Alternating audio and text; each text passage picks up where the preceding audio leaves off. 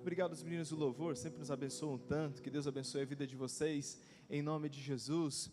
Enquanto as luzes serão acesas, eu cumprimento você que está em casa, nos acompanhando a nossa transmissão, pelo nosso canal no YouTube. Que Deus te abençoe, que onde você estiver, você possa ser alcançado pela graça do Senhor, em nome de Jesus. E a você que nos visita hoje à noite, para nós é um prazer te receber aqui. Talvez você já conhece outras igrejas e está visitando o Memorial hoje. Talvez é a primeira vez que você está colocando os pés numa igreja evangélica, numa igreja cristã. E eu quero te dizer, você não está aqui hoje à noite à toa. Deus tem um plano na sua vida. Para nós é uma alegria te receber aqui, em nome de Jesus. Que bom que nós estamos aqui para celebrar o Senhor. Vamos abrir a nossa Bíblia em Gênesis, capítulo de número 23. Gênesis, capítulo de número 23. Vamos ler apenas os versículos 1 e 2.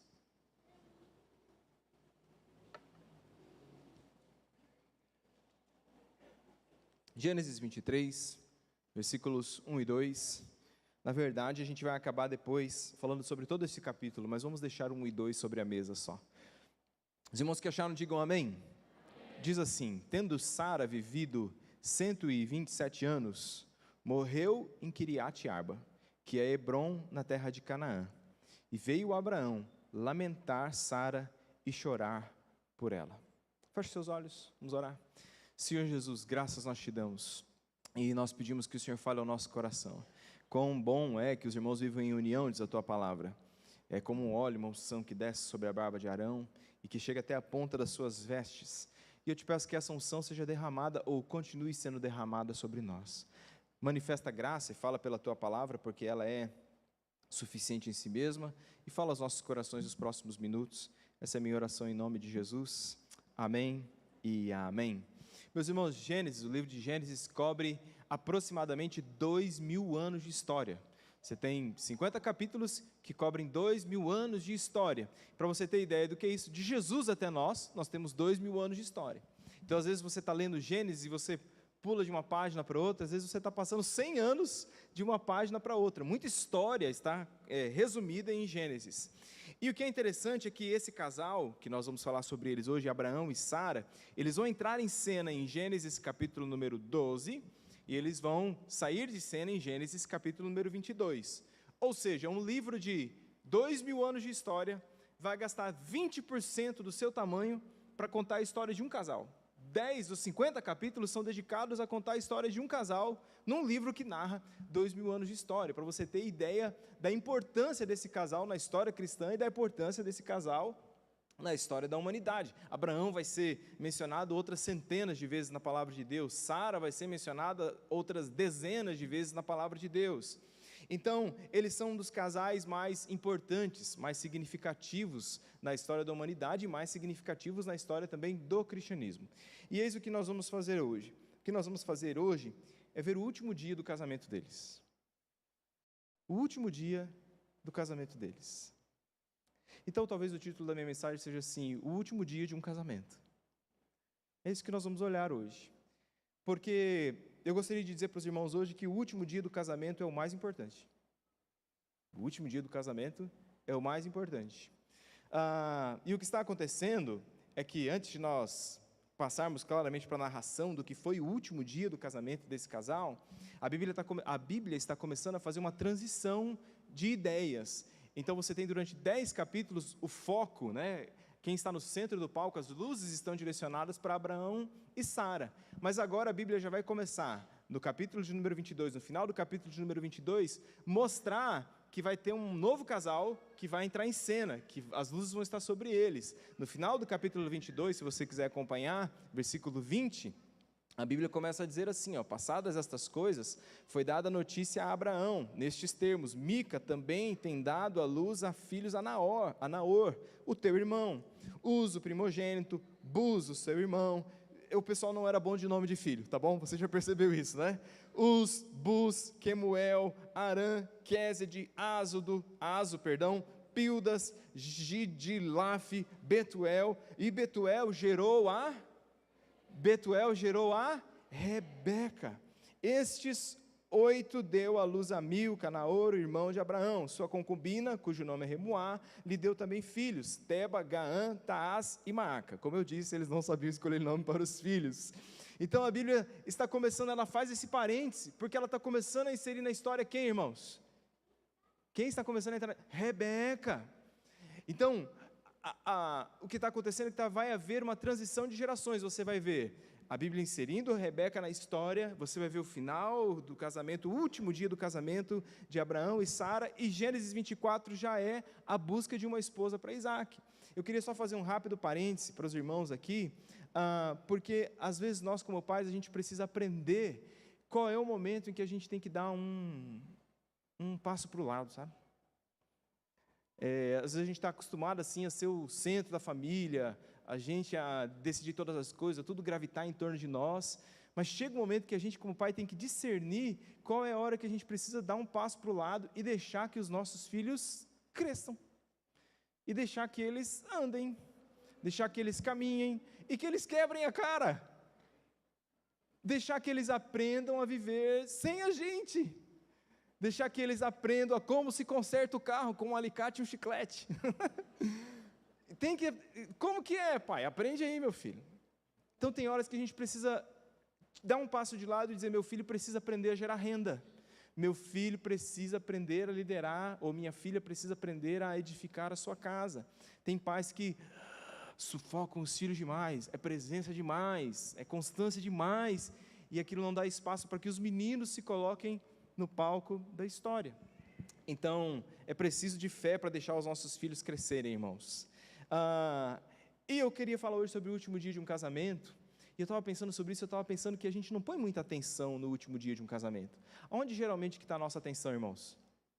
Onde que está a nossa atenção? Geralmente a gente pensa muito no primeiro dia do casamento. O primeiro dia do casamento é um dia que a gente pensa, sonha, organiza, escreve, fala, paga. Você que é noivo, vai se casar, muito provavelmente você contraiu uma conta deste tamanho. Você está enrolado numa dívida daquelas. Tem noivos que, graças a Deus, chega lá no dia do casamento com tudo pago. Tem noivo que casa e fica 3 anos pagando a festa de casamento. Então, claro, é válido. Eu estava fazendo uma listinha rápida, locação do lugar, decoração, música, buffet, foto, filmagem, bolo, doce, lembrancinha, detalhe da mesa, vestido da noiva, terno do noivo, roupa dos pajens, maquiagem, lua de mel, convites e por aí vai. Eu acho que eu devo ter esquecido alguma coisa, porque cada dia eles inventam um trem novo. Então quem vai casar sabe o tamanho da conta que tem, mas a gente sonha, a gente idealiza isso porque nós queremos que o primeiro dia do nosso casamento seja inesquecível, que ele seja o melhor.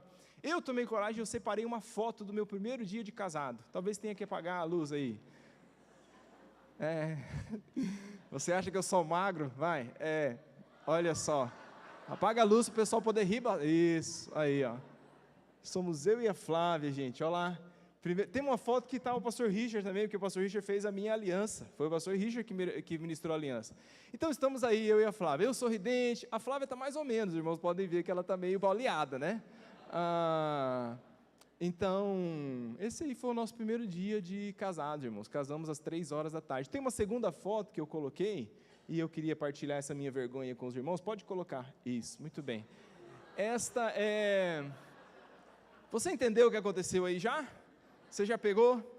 Então o negócio é o seguinte, amor, nós temos que dançar a valsa do casamento. Falei, amor, eu não sei pôr um pé no frente do outro, que dirá dançar. Falou, não, nós vamos fazer um curso, você vai aprender a dançar a valsa, que dizem que é a mais fácil de todas. E então eu fiz lá o curso relâmpago, dançamos a valsa, e a única foto que tem da gente dançando a valsa sou eu pisando no vestido da Flávia. Para vocês verem como... Então, quando eu venho aqui, irmãos, e eu tento fazer um negócio, uma parada aqui, é um ato de superação para mim, de verdade, eu sou muito descoordenado. Esse foi o primeiro dia do nosso casamento. Só que eu estou aqui hoje para te dizer que o mais importante não é o primeiro dia, o mais importante é o último dia. A Bíblia vai dizer que melhor é o fim do que o começo das coisas. O mais importante é o fim, porque eu observo que muitos casamentos têm um primeiro dia glorioso, mas não tem um último dia tão bom assim. Muitos casamentos começam muito bem, mas terminam muito mal.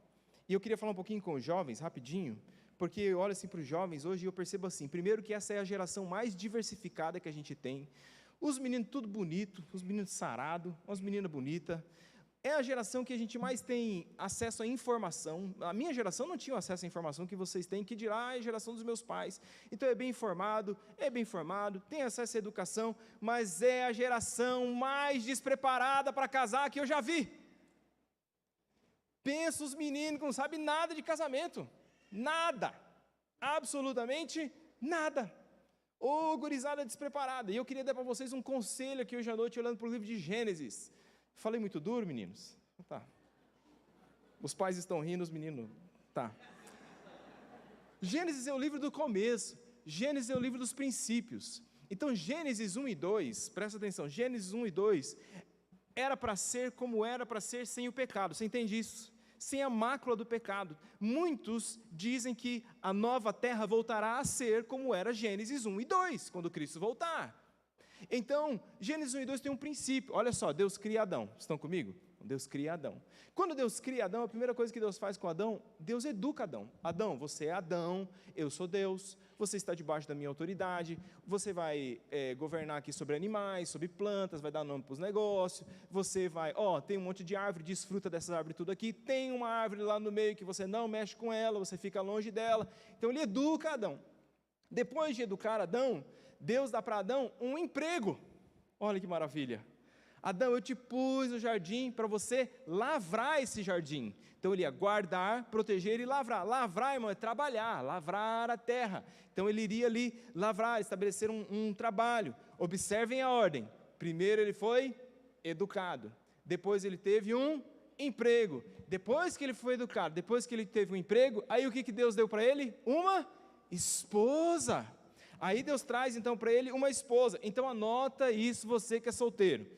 Educação, trabalho, esposa. Trabalho, esposa. Vou repetir porque às vezes eu não fui claro. Trabalho, esposa. Só mais uma vez para você que não pegou a ideia. Trabalho, esposa. Pegou? Anota. Tá? Primeiro trabalho. Depois, esposa. Então, primeiro Adão foi educado, depois ele teve um trabalho, depois ele teve esposa e depois ele teve filhos. Essa é a sequência de Deus para as coisas acontecerem. Aí tem um grupo de sociólogos da Universidade da Virgínia que eles fizeram uma pesquisa nessa lógica de Gênesis. O nome do sociólogo que dirigiu a pesquisa é Bradford Wilcox. Só que ele foi ali um grupo de sociólogos, que fez essa pesquisa e eles chegaram à conclusão de que essa é a sequência do sucesso. Success Sequence, eles apelidaram esse. O que eles estão dizendo? Se você aplica isso na sua vida, se você primeiro estuda, se forma, depois você arruma um trabalho de tempo integral, depois você arruma um cônjuge, uma esposa, no caso, e depois você tem filhos, a sua chance de ter sucesso na sua vida sobe para 97%. Só 3% de chance de risco de você ficar ali naquela margem da extrema pobreza. A chance de você ter uma família bem-sucedida na sociedade, se você faz as coisas na ordem, dá certo. Irmãos, dá certo. Eu vou falar um negócio para você. A Bíblia funciona, irmãos. A Bíblia funciona. Termina os seus estudos. Arruma um trabalho. O menino arruma uma esposa. E a menina arruma um esposo. E depois vocês tenham filhos. Vou falar aqui rapidinho, não está no esboço. Tenham filhos. Eu tive que fazer uma viagem no fim de semana passada para resolver coisas dos nossos filhos. Aí nós chegamos de viagem, eu fui para São Paulo, fiquei 4 dias em São Paulo. Você sabe o que eu mais vi em São Paulo? Gente passeando com cachorro. Para todo lugar, no shopping, cachorro, gato, não sei o que lá, na calçada, na rua, era gente com pet e não sei o que lá, eu quase não vi gente segurando bebê. Então as pessoas hoje, elas não têm filho, elas têm cachorro, nada contra animais, tá bom? Eles têm o espaço deles, mas a gurizada hoje não quer mais ter filho. Filho, antigamente, era sinal de prosperidade, sabia disso? Quanto mais filhos você tem, mais mão de obra você tem, mais segurança você tem. Hoje em dia, o pessoal não quer ter filho porque é sinal o quê? De pobreza, vou quebrar, de trabalho. Então, eu estou nessa visão antiga. Mas chega, acabou também, não quero ser tão rico assim. Aí nós chegamos aqui, chegamos no aeroporto, 7h50 da manhã, um vento lascado nesse Campo Grande, aí pegamos o Uber para ir para casa, eu e minha esposa, estávamos eu e a Flávia, e aí a Flávia sentada assim, ela falou assim, saudade dos bacurizinhos. O cara do Uber falou assim, cachorro ou gato?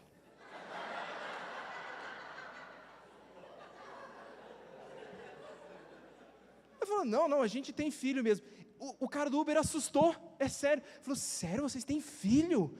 Falou assim, não, é porque todos os casalzinhos novos que eu pego aqui é cachorro, é gatinho, é peixe, não sei o que lá. Eu falei, não, a gente é moda antiga, a gente faz filho ainda. Não, pastor, não foi isso que me ensinaram. Estudo, trabalho, depois esposa. Mentiram para você. Essa é a sequência que funciona. Então, hoje o que acontece com a nossa geração? Os meninos terminam de estudar, daí ele já casa, ou ele já tem o filho, mas ele não está casado. A última pesquisa, no ano passado, em 2021, deu que 38,1% dos bebês do Brasil nascem fora do casamento. Quase 40%, 4 em 10 nascem fora do casamento. Os meninos estão tudo, ajunta primeiro, ou tem o filho, depois casa, está tudo ao contrário, e a gente não sabe por que a família está indo para o ralo.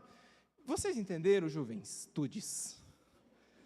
Estudo, trabalho, casamento, filhos, simples assim. Acabou o sermão, porque eu acho que eu acabei todos os meus argumentos já. Nem é sobre isso que eu vou pregar hoje. Voltemos a Abraão e Sara. Deus chama eles em Ur dos Caldeus. E quando Deus chama eles em Ur dos Caldeus, eles entregam a vida ao Senhor, porque eles moram numa terra pagã. Então a gente não sabe que idade eles tinham, 30, 40 anos, mas o fato é que eles se convertem e passam a seguir ao Senhor. Ur dos Caldeus era do que hoje é o Iraque moderno, a Mesopotâmia, ficava ali. Então eles se tornam crentes, passam a andar com Deus, e eles passam décadas seguindo ao Senhor. Agora aqui em Gênesis 23, Abraão e Sara, eles já passaram há um bom tempo da casa dos 100 anos. E nestes 100 anos de casamento, provavelmente que eles já têm, com certeza eles têm algumas lições para nós. Eu queria partilhar algumas delas com os casais que estão aqui hoje à noite.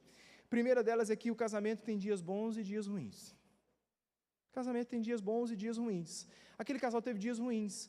Teve dias ruins porque o bendito do Abraão era chegado numa mentirinha.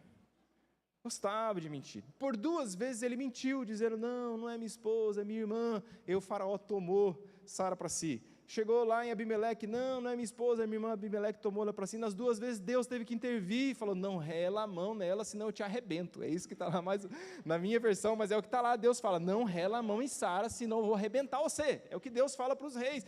E aí o faraó e Abimeleque chegam para Abraão e falam, o que é isso que você fez? Você está doido, pega a sua esposa e vaza. Então, eles tiveram dias ruins porque tomaram decisões baseadas no medo e não na fé.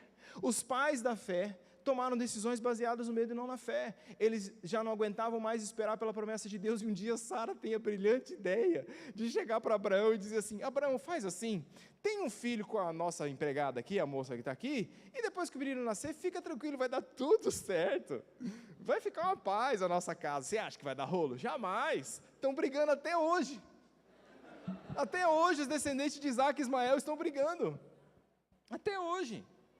Então, eles tiveram dias ruins, mas eles também tiveram dias bons. Eles tiveram dias em que eles andaram com Deus, em que eles andaram em fé, em que eles viram os milagres de Deus, eles adoraram a Deus, eles tomaram decisões acertadas, eles viram o filho da promessa nascer, eles viram Abraão vencer guerras que homem comum, se não fosse pela fé, não teria vencido. E esse é o resumo do casamento. O casamento tem dias bons e o casamento tem dias ruins. O casamento tem dias que a gente conta as coisas para as crianças e tem dia que a gente não conta as coisas para as crianças. Tem coisa que simplesmente não dá para falar. O que é legal da Bíblia, irmãos, é que a Bíblia não esconde nenhum dos dias ruins. A Bíblia coloca tudo, está tudo aqui. Talvez seja para renovar a nossa esperança no nosso casamento, de que se Deus pôde trabalhar o casamento de Abraão e Sara, Ele pode trabalhar no nosso casamento. Quantos crentes digam amém? Se Deus não desistiu de Abraão e Sara, Ele não desistirá de nós. Se Deus pôde fazer grandes coisas no reino de Deus através daquele casamento, Ele pode também usar o meu casamento. Se Deus pôde consertar aquele casamento, Ele também pode consertar o meu casamento. Talvez seja por isso que esses dias ruins estão aí, porque, não sei se você já sacou, mas a gente não casou com ninguém perfeito. Não existe gente perfeita no mundo. Nós somos pessoas imperfeitas, mas nós somos crentes, irmãos. Amém, queridos? Nós somos povo de Deus. Eu sou imperfeito, mas eu tenho um Deus que é perfeito. Eu faço coisas erradas, mas eu tenho um Deus que faz tudo certo. Eu falho, eu erro, mas eu tenho um Deus que não erra e que não falha. Esse é o nosso Deus. Então, essa história é um resumo do casamento. O casamento tem dias bons, o casamento tem dias ruins. E quando a gente chega nesse casamento de mais de 100 anos, no último dia, você que está casado, você que é casado, está com o seu cônjuge aqui hoje, dê as mãos para ele, por gentileza, nesse instante, se você puder. Você que é noivo também pode. Você que só está de olho na menina, fique onde está.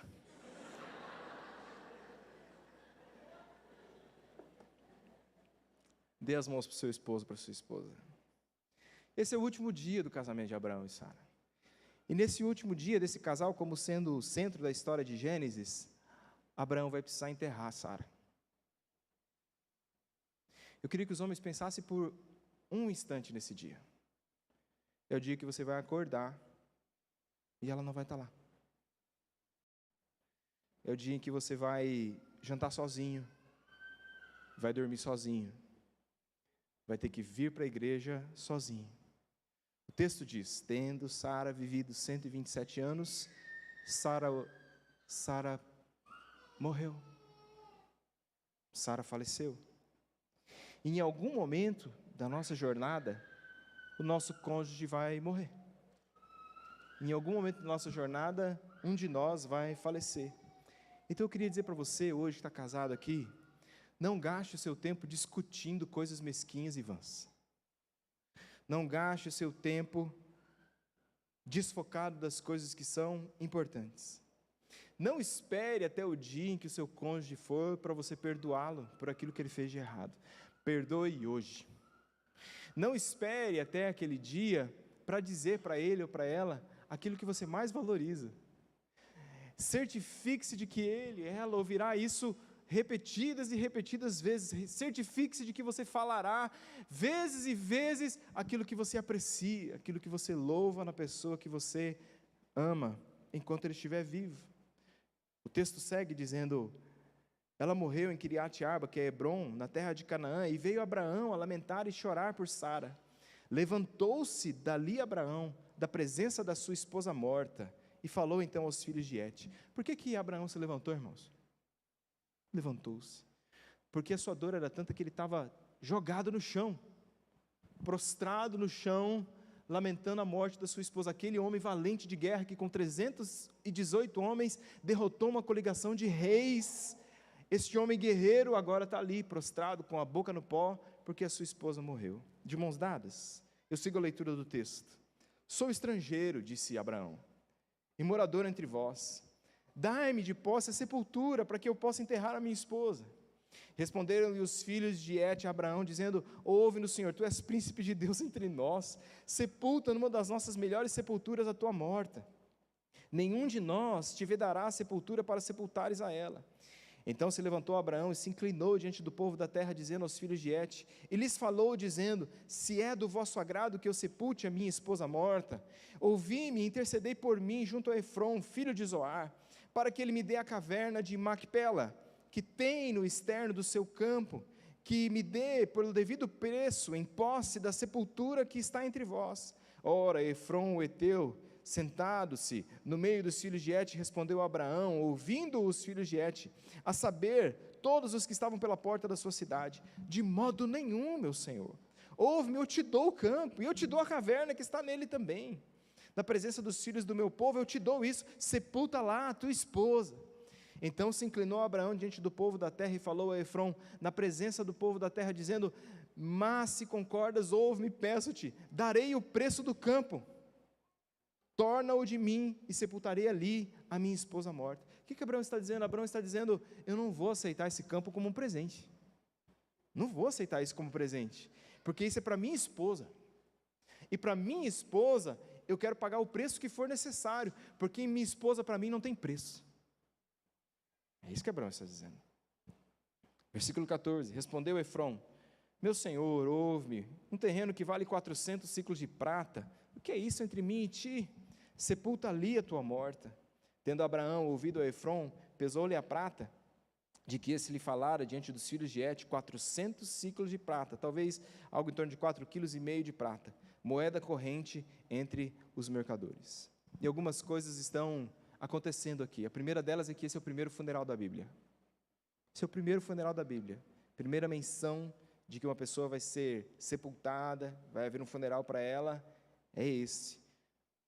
Eu não sei qual foi o primeiro funeral que você foi. Primeiro que eu tenho lembrança, eu tinha 6 anos, o funeral da minha avó por parte de mãe. Foi o primeiro contato que eu tive com a morte. E eu me lembro de naquele dia pensar assim, é isso, né? Eu nunca mais vou ver minha avó. Acabou. Eu não sei quem você perdeu. Talvez essa história atinja o seu coração mais diretamente porque você é viúvo, ou foi viúva. Talvez você perdeu o seu cônjuge há pouco ou há muito tempo. E o grande mistério sobre o casamento, eu estava pensando tanto sobre isso, o grande mistério sobre o casamento é, irmãos, aqui é mais notas do coração daqui para frente, tá? É que se você realmente ama o seu cônjuge, você não tem planos que não envolvam o seu cônjuge. Esse é o casamento.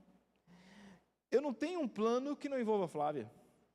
Se a Flávia não estiver lá, eu não tenho plano. É simples assim. Esse é o grande mistério do casamento. E Abraão e Sara estão há tanto tempo juntos e agora ela se foi. Não tem mais mão dadas, não tem mais passeio, não tem mais segurar na mão, segurar com uma mão e levantar a outra para adorar o Senhor. Como eu gosto de fazer isso. Não tem mais noite romântica sem as crianças, não tem mais viagem de férias, não tem mais maratonar séries no Netflix, não tem mais adormecer um no colo do outro, não tem mais. Então, para quem é casado, eu digo, todo dia é um dia precioso, porque você nunca sabe qual será o último dia. Todo dia é um dia precioso para quem é casado, porque a gente não sabe quando será o último dia. Esse é o primeiro funeral, essa é a primeira vez, é a única que aparece a idade de uma mulher quando ela faleceu na Bíblia. É a única vez. Sara tinha 127 anos. A partir daqui, quando você tem menções de mulheres que morreram, você não tem mais menção da idade. Você tem menção da idade dos homens, não tem menção da idade das mulheres. Talvez elas fizeram uma reunião, falaram com Deus e falaram assim, Deus, chega desse negócio de falar a nossa idade, né? Segura a onda aí. É a primeira vez na Bíblia que você tem choro e lágrimas. É a primeira menção a choro na Bíblia, está aqui. Gênesis capítulo de número 23. É a primeira vez. E quem está chorando? Abraão, o pai da fé. E por que ele está chorando? Ora, ele perdeu a sua esposa. E o Novo Testamento reforça essa ideia, irmãos, de que nós sofremos, mas a gente tem que escolher como a gente vai sofrer. Ou a gente sofre sem esperança, ou a gente sofre com esperança no nosso coração. E há uma diferença significativa entre sofrer sem esperança e sofrer com esperança. Eu queria dar um recado para os homens aqui hoje à noite. É bom que de vez em quando sua esposa e seus filhos vejam suas lágrimas. Não tem nada de errado nisso. Isso não vai roubar de você a figura de autoridade, paternidade. Talvez você foi criado com aquela famosa frase, homem que é homem não chora. Eu te digo, o homem mais homem que já pisou na face dessa terra foi Jesus Cristo. E João 11:35 a Bíblia diz, Jesus chorou. Não estou falando para você embarcar nessa onda sentimentalóide, de que tudo chora, não é nada disso.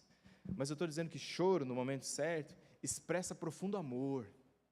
Choro, no momento certo, expressa profundo carinho, profundo quebrantamento. Esse é o relato, Gênesis 23 é o relato das primeiras lágrimas. Mas, aleluia, existe o relato das últimas lágrimas na Bíblia. E ele está em Apocalipse, capítulo 21, versículo de número 4, diz assim, ele enxugará dos seus olhos toda lágrima, porque a morte já não existirá. Aleluia! A morte já não existirá, já não haverá luto, nem pranto, nem dor, porque as primeiras coisas passaram. Irmãos, um dia Jesus Cristo vai voltar.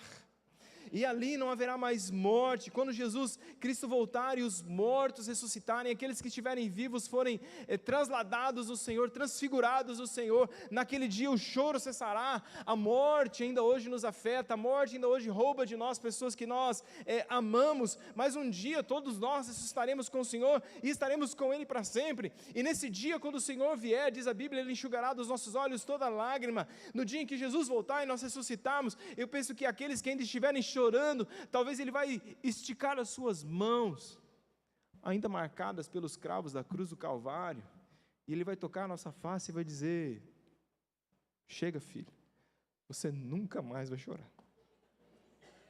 Ele enxugará dos nossos olhos toda lágrima. Abraão era um homem de fé que cria nas promessas. Sara está na galeria dos heróis da fé. Sara é a matriarca de todos os que creem. Se Abraão é o nosso pai, isso está em 1 Pedro, capítulo número 3, Isaías 51. Temos por pai Abraão e temos como mãe a Sara, a mulher de fé. Só que essa mulher de fé, que morreu na esperança, eu te pergunto, ela conseguiu ver o seu filho casar? Não. Ela conseguiu ver o seu neto nascer? Também não.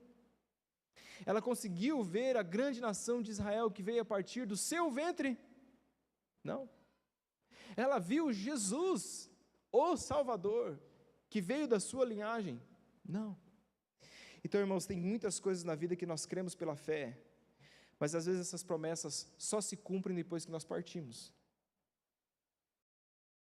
O autor de Hebreus diz, em Hebreus capítulo número 11, versículo número 13, todos estes morreram na fé, sem ter obtido as promessas, sem ter obtido, vendo-as, porém de longe, saudando-as, confessando que eram estrangeiros e peregrinos na terra.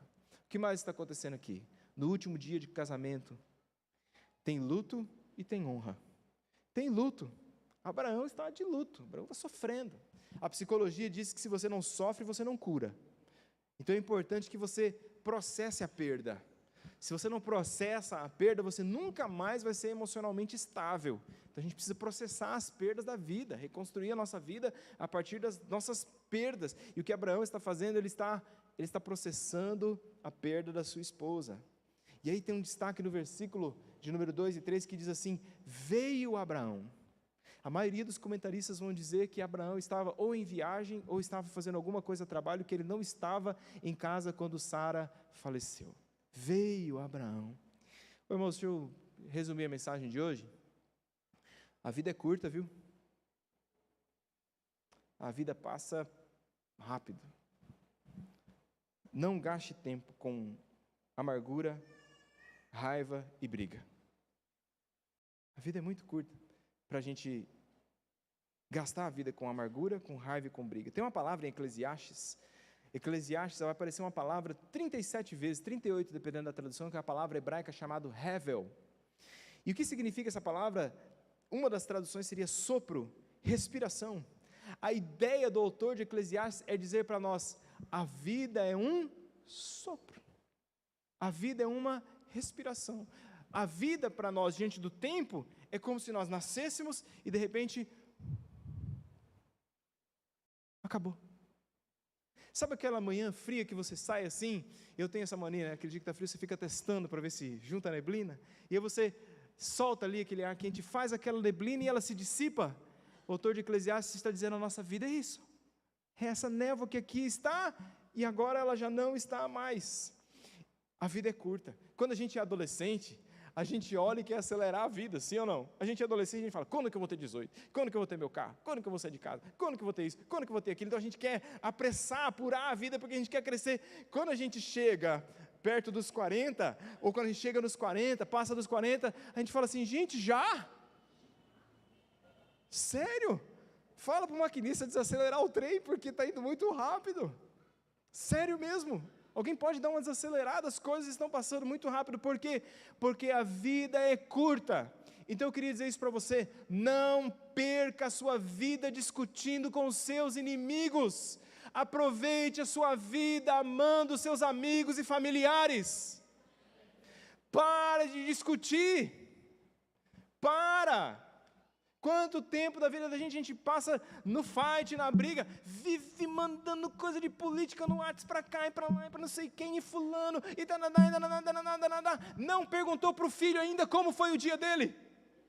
Vive falando é fulano, é tal, é não sei o que lá, e política para cá, candidato para cá, candidato para lá. Não deu um abraço na esposa no dia. Não disse eu te amo. Perde a vida discutindo com seus inimigos, ao invés de ganhá-la, amando os seus amigos e os seus parentes. Eu tenho aprendido que o mais importante é fazer o importante, irmãos. Todo dia eu tenho um hábito de fazer uma lista dos meus afazeres, assim, ó. Eu começo o dia e vou lá e escrevo, para eu não me perder. Raramente eu consigo fazer tudo, porque é muita coisa. E se você vive no mesmo mundo que eu, a nossa lista de afazeres nunca acaba. A gente vai carregando as coisas. Então eu tenho aprendido que o mais importante é fazer o mais importante. E o mais importante na vida é amar a Deus, amar minha esposa e amar meus filhos. Isso é o mais importante. Às vezes a gente está fazendo um monte de coisa, mas a gente não está amando a nossa esposa e não está amando os nossos filhos. Então para de amargura. Todo o tempo que você gasta com amargura é um tempo perdido, é um tempo jogado fora. Passe mais tempo olhando para sua esposa do que olhando para uma tela de celular. Passe mais tempo segurando a mão do seu cônjuge do que segurando o seu celular. Passe mais tempo falando para sua esposa que você a ama do que discutindo com gente sobre política. Gaste tempo com as coisas que importam. E Abraão está em lágrimas porque ele sente a falta dela, entendeu? Está chorando porque ele sente falta dela. Tem luto e tem honra, e eu estou caminhando para o final. Tem honra porque ele está homenageando Sara. A sua alma se foi, seu espírito se foi, mas o seu corpo permanece. E ele quer honrar o seu corpo, ele quer enterrá-la com a dignidade da companheira que ela foi para ele. Só que o problema é que ele está peregrinando na terra prometida, irmãos. Lembra que ele saiu de Ur, da terra dos seus parentes? E agora ele tá vendo como peregrino, ele não tem terra. Desde que Deus o chama, e passaram-se aí 80, 90 anos, ele está vivendo como um seminômade. Então ele fica um tempo num lugar, cava um poço, fica um tempo em outro lugar, cava um poço. Ele tem ali, são habitações temporárias, porque pela lei da época, como ele não era do povo, não era da terra, ele não podia comprar a terra por direito, não era esse o costume. Então ele é um nômade, ele não tem como comprar terra, tanto que no versículo 4 ele vai dizer: eu sou peregrino, eu sou estrangeiro entre vós. E eu preciso de um lugar para sepultar a minha esposa. Então eles entram numa negociação, vão para o portão da cidade, porque era assim que se fazia o negócio. Eu preciso de um lugar para sepultar a minha esposa. E eles querem dar um campo para ele. Ele diz: não, eu não quero um presente, eu quero comprar, mesmo que custe caro. Aos maridos que estão aqui e querem um casamento abençoado, custa caro.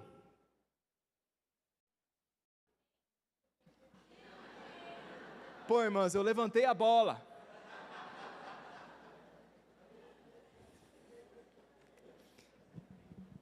Nem era essa a aplicação, mas está valendo.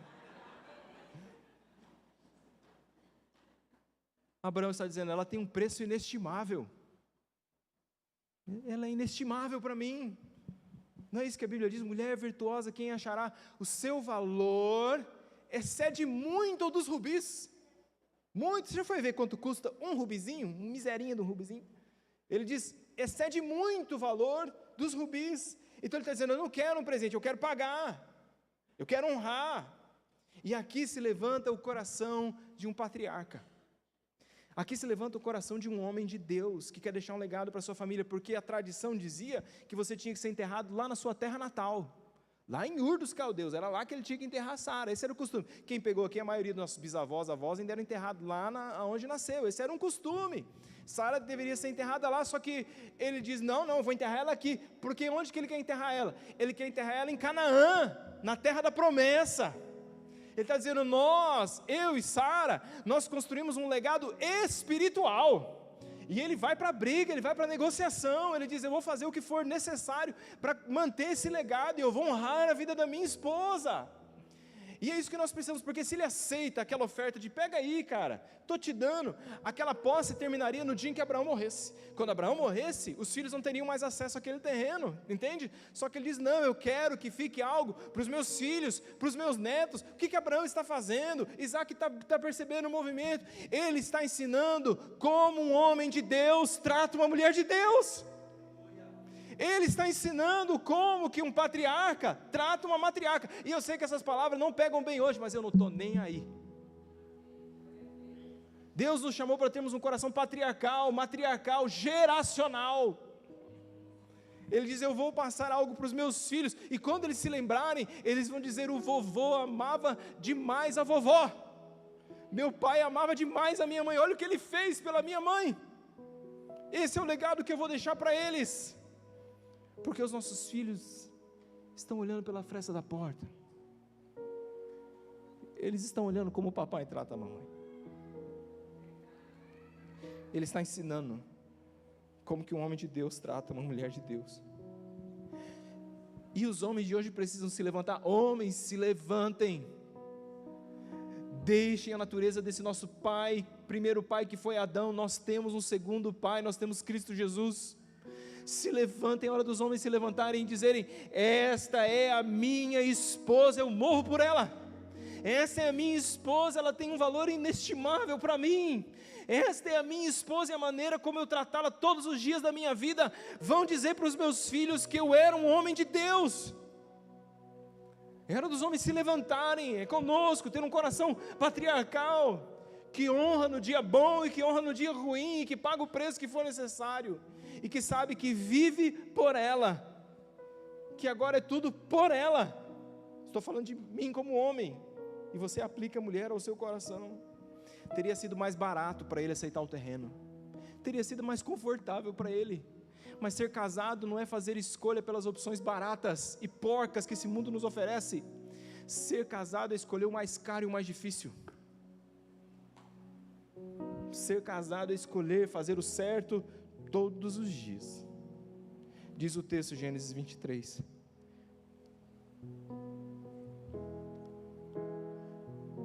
Assim o campo de Efron, que estava em Macpela, fronteira de Mamre. Versículo 17, o campo, a caverna, de todo o arvoredo que nele havia, e todo o limite ao seu redor, se confirmaram de posse por Abraão. Ele compra aquele terreno por 400 ciclos de prata, pagou caro. Pra você ter ideia, o terreno que Jeremias comprou, que era maior, ele pagou 17 ciclos. Ele falou: não me importa, minha esposa não tem dinheiro que pague o que minha esposa é para mim. Se confirmaram por posse de Abraão na presença dos filhos de Et, de todos os que estavam na porta da cidade. Depois sepultou Abraão a sua Sara, a sua mulher, na caverna de Macpela. Aí você diz: pastor, esse lugar existe? E esse lugar existe até hoje, sabia?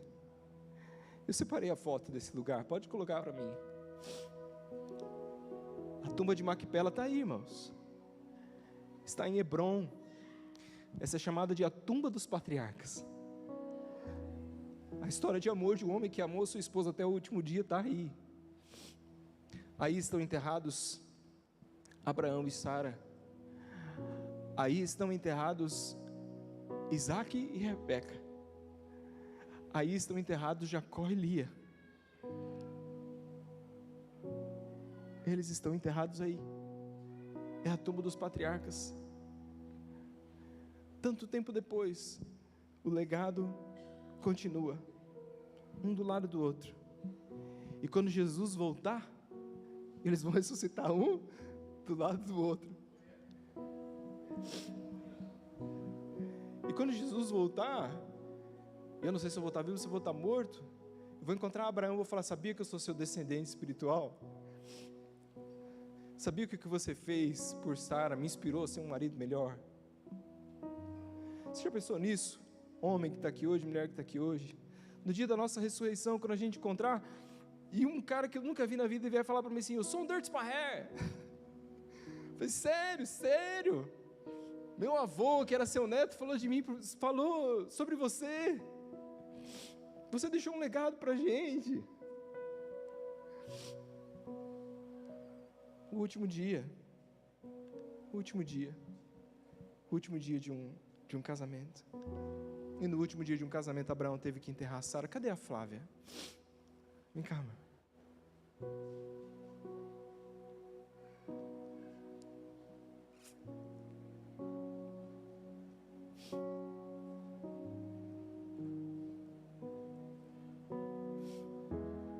Na história do último dia do casamento de Abraão e Sara, Abraão teve que enterrar Sara. E Deus sabe que eu não estou pronto para fazer isso.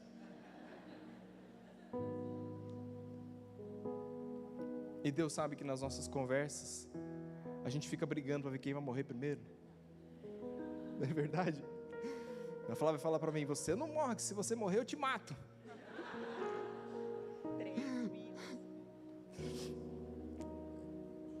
E Deus sabe que eu queria ir primeiro. Eu acho que eu não sei.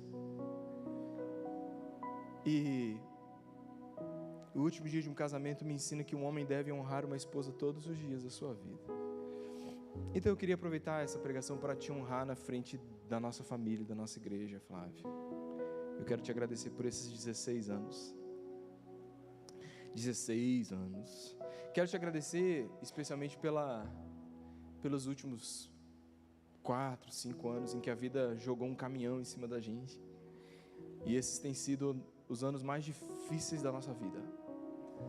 Os anos em que a gente mais tem tido que lutar e batalhar. E eu te agradeço porque você encarou tudo isso de frente. Eu te agradeço pela sua força, pela sua honra, pela maneira como você tem sabedoria para resolver problemas. E eu te agradeço porque você não desiste. E eu te agradeço. Eu te agradeço porque ser casado com você é uma aventura. Eu te agradeço porque a gente teve dias ruins, mas a gente também teve muitos dias bons. E eu te agradeço porque, como eu te disse esses dias, Deus me tirou de um buraco.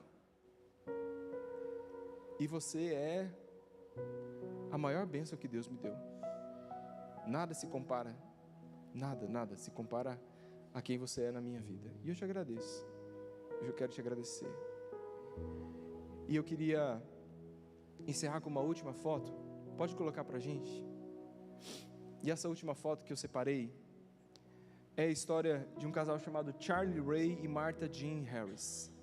Eles se conheceram no Tennessee quando eles tinham 12 anos de idade. Com 16 eles casaram. E eles serviram ao Senhor na mesma igreja a vida inteira, cantavam no coral, ensinavam na escola bíblica. A Martha começou a ficar doente, foi para o hospital. Depois de 2 semanas que ela estava internada, o Charlie foi internado também. E eles tiveram que ficar em quartos separados por causa do tratamento, mas todos os dias ele pedia: por favor, me leva no quarto para eu ver a Martha, por favor. Então eles levavam, eles ficavam ali algum tempo, eles já não conseguiam falar direito. Tudo que os enfermeiros conseguem relatar é que eles ficavam de mãos dadas e eles conseguiam ouvir: eu te amo, eu te amo. Um dia na madrugada eles acordam, o Charlie diz: chegou a hora, você precisa se despedir porque a Martha está morrendo. E ele pega nas suas mãos e a Martha morre. Só que 42 minutos depois, o Charlie morre também. Passaram a vida de mãos dadas e morreram de mãos dadas. 65 anos servindo ao Senhor. Esse foi o último dia do casamento deles. Como será o último dia do seu casamento? Pode tirar a imagem. Pode tirar, querido. Então eu queria dizer diante dessa igreja, meu amor, minha vida, que no que depender de mim, eu quero ser fiel o suficiente para no último dia chegar de mãos dadas com você. Eu te amo. Você ora por nós?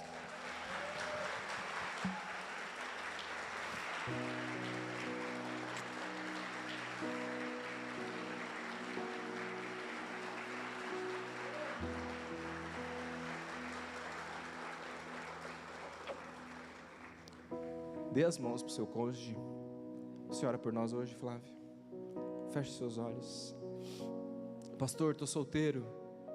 Você pode escolher escrever uma história abençoada hoje. Pastor, eu já errei. Jesus escreve novas histórias. Feche seus olhos.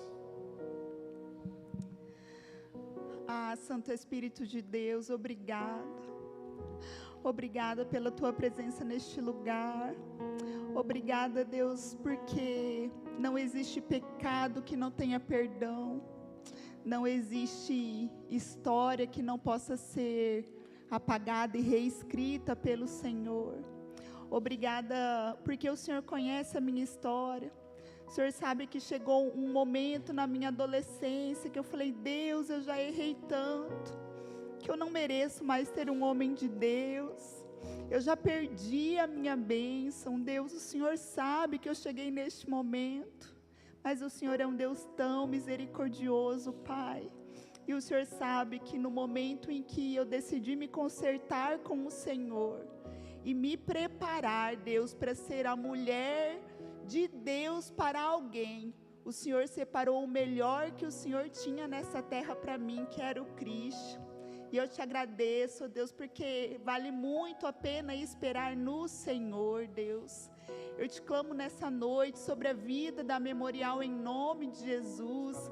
Visita cada casal neste lugar, Pai, com um renovo sobrenatural, com um novo sopro, Pai. Eu te clamo mesmo que a gente continue a se levantar como uma igreja diferente, Pai, que neste lugar casamentos sejam restaurados em nome de Jesus.